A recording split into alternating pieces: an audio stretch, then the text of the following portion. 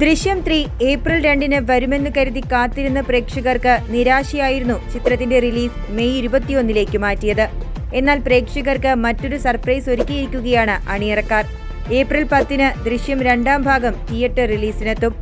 ദൃശ്യം 2 2021 ഫെബ്രുവരി 19 പ്രേക്ഷകരിലേക്ക് ആദ്യം എത്തിയത്. കോവിഡ് കാലമായതിനാൽ തന്നെ ആമസോൺ പ്രൈമിലൂടെ OTT റിലീസായിട്ടായിരുന്നു അത്.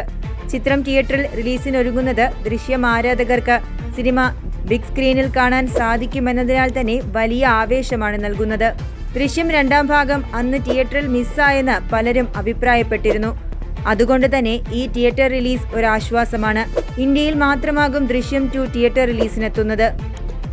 ആദ്യ ഭാഗത്തെ പോലെ തന്നെ ഉദ്വേഗഭരിതമായ രീതിയിൽ കഥ പറഞ്ഞ ദൃശ്യം 2 ഭാഗം ദൃശ്യം 3 മുൻപ് തിയേറ്ററിലെത്തുന്നത് എന്തുകൊണ്ടും നന്നായി എന്ന് പ്രേക്ഷകർ ഒന്നടങ്കം അഭിപ്രായപ്പെടുന്നു.